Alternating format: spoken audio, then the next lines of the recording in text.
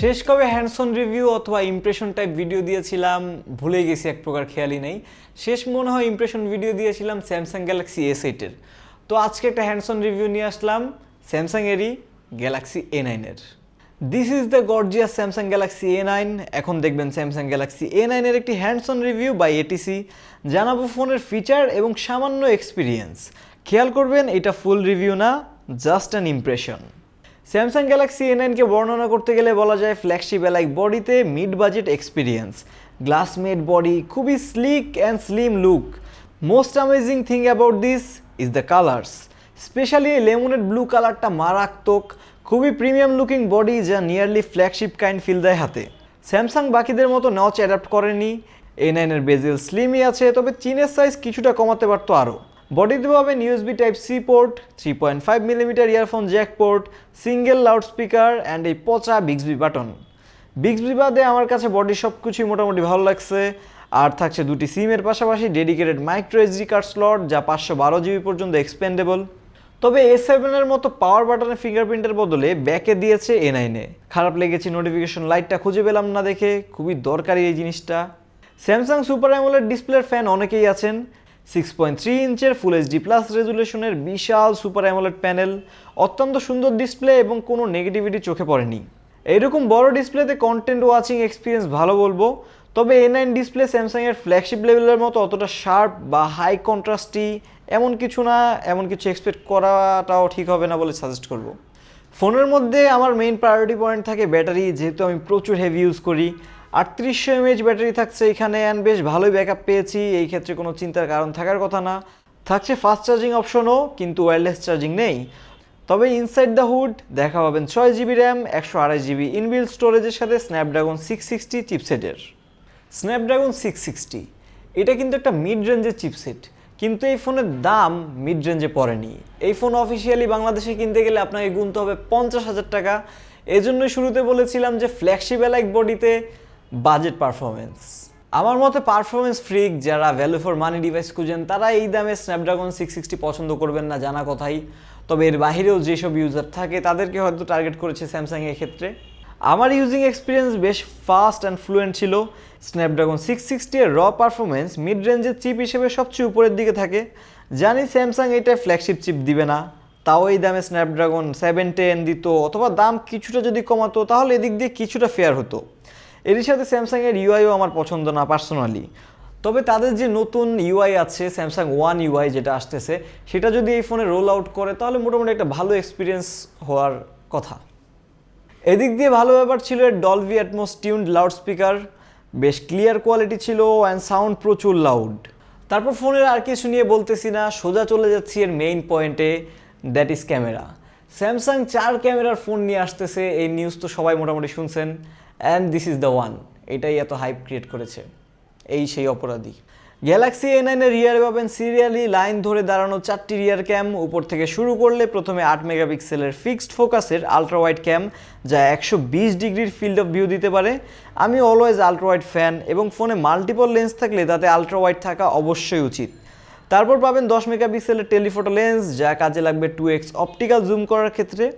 তারপর একটা 24 মেগাপিক্সেলের 1.7 অ্যাপারচারের প্রাইমারি ক্যামেরা, এবং সবশেষে 5 মেগাপিক্সেলের ডেপথ সেন্সিং সেন্সর, যা পোর্ট্রেট শটে কাজে লাগবে। টেলিফোটো লেন্স থাকার পরেও ডেপথ সেন্সিং সেন্সরের কাজ কি সেটা হয়তো অনেকেই ভাবতেছেন, আমিও ভাবছি। যাই হোক, স্যামসাংয়ের A9-এর এই মেইন ট্রাম্প কার্ডই হচ্ছে এই 4টা ক্যামেরা। ক্যামেরা পারফরমেন্স নিয়ে বললে সিম্পলি প্রাইস যতটা বেশি বা বড়, ক্যামেরা পারফরমেন্স অতটাও হাই না, but does the job quite well. Primary ক্যামেরার পারফরমেন্স বেশ ভালো ছিল, ফ্ল্যাগশিপ থেকে ক্যামেরা ডিফারেন্স অনেক, তবে ফ্ল্যাগশিপ কিলারগুলোর মতো অবস্থায় খেয়াল করবেন ক্যামেরায়। রেগুলার পিকচার্স বেশ কালারফুল এবং ডিটেলস ওকে লেভেলের। লো লাইটে তুলনামূলক বেটার পারফর্ম করেছে আমার মতে। আলট্রা ওয়াইড শটগুলো জোস লাগে, তবে অ্যাপারচার সুবিধা না হওয়ায় আলো কিছুটা কম পাবেন। আর আলট্রা ওয়াইড ছবিতে ডিস্টরশন ফিক্সের অপশন দিয়েছে তারা। তারপর টেলিফোটো লেন্স দিয়ে 2x জুমড লসলেস ইমেজ পাওয়ার কথা, কিন্তু এই জিনিসটা আমার মোটেও কাজে লাগে না, তাই ইউজও করি নাই। আর লাস্টলি ডেপথ সেন্সিং সেন্সর দিয়েছে পোর্ট্রেটের জন্য, তবে পারফরমেন্স অ্যাজ ইউজুয়াল। সত্যি বলতে 4টা ক্যামেরা নিয়ে স্যামসাং গ্যালাক্সি A9 প্রচুর হাইপ তুলেছে বাজারে, স্পেশালি কমন পিপলদের মধ্যে। তবে এমন কোনো স্পেশালিটি যদি থাকতো যাতে এই ক্যামেরাগুলো মিলিতভাবে কাজ করে, তখন হয়তো এত ক্যামেরাগুলোর একটা মিনিং পাওয়া যেত। তবে ফ্রন্টের 24 মেগাপিক্সেল ফ্রন্ট ক্যামেরা বেশ ভালো কোয়ালিটির সেলফি তুলে দেখলাম, অ্যান্ড ফ্রন্ট পোর্ট্রেটটাও বেশ ভালো। রিয়ার ক্যামে 4K 30 fps and 1080p 30 fps video করতে পারবেন। ফুল এইচডিতে ইআইএস সাপোর্ট আছে, তাই মোটামুটি স্টেবল ফুটেজ পাবেন, তবে 4K ফুটেজ আনস্টেবিলাইজড। তো মোটামুটি এই ছিল আমাদের স্যামসাং গ্যালাক্সি A9 এর একটি hands on review. And clearly আমার মতে আমাদের যারা ম্যাস অডিয়েন্স, মোস্ট পিপল যারা হচ্ছে performance freak and value for money device খোঁজেন, তাদের এটা খুব একটা ভালো লাগবে না। তারা স্যামসাং A7 এ যেরকম অ্যাগ্রেসিভলি প্রাইসিং দিয়েছিল, যে জোস লেভেলের বাজেট রেঞ্জে জোস লেভেলের প্রাইসিং দিয়েছিল, A9ও যদি তেমন করতে পারতো, আমি মনে করি সব লেভেলের মানুষদের জন্য জোস একটি চয়েস হতো এটা। অফিসিয়ালি এই ডিভাইসের জন্য 50,000 টাকা আমার কাছে একটু বেশি মনে হচ্ছে।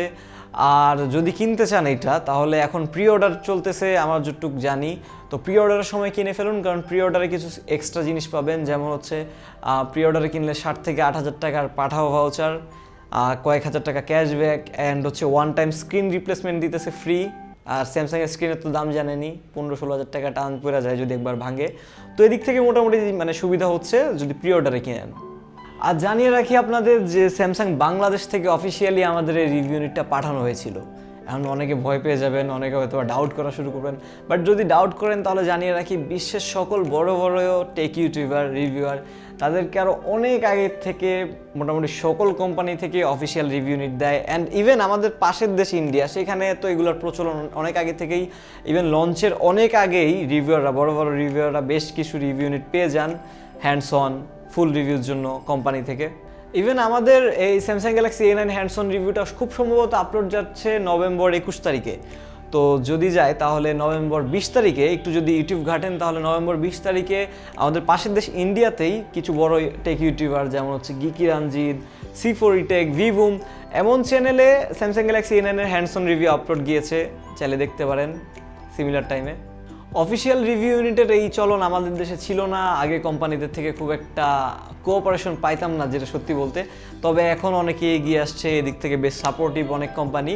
তো এখন থেকে ইনশাল্লাহ বাকি মানে বিদেশে যেমন দেখেন যে লঞ্চের সাথে সাথেই তারা রিভিউ দিতে পারে, হ্যান্ডস অন রিভিউ দিতে পারতেছে, আগে থেকে আপনারা তথ্যগুলো জানতে পারতেছেন। ইনশাল্লাহ সামনে আপনাদের প্রিয় টেক চ্যানেল এটিসিও পারবে। বিশ্বাস রাখতে পারেন আপনাদের প্রিয় এটিসির উপর যে তারা অনেস্ট থাকবে। And thank you Samsung for providing the review unit. And Samsung Galaxy A9 নিয়ে আপনাদের মতামত অবশ্যই কমেন্ট বক্সে জানাবেন। অ্যান্ড যারা পারফরমেন্স পাগলা তারা তো এটারে দুই চোখে দেখা পারবেন না জানি, স্টিল অফিসিয়াল, জোস লুক, খুবই প্রিমিয়াম দেখতে। এই জিনিসগুলো কনসিডার করে কেমন লাগতেছে জানাতে ভুলবেন না।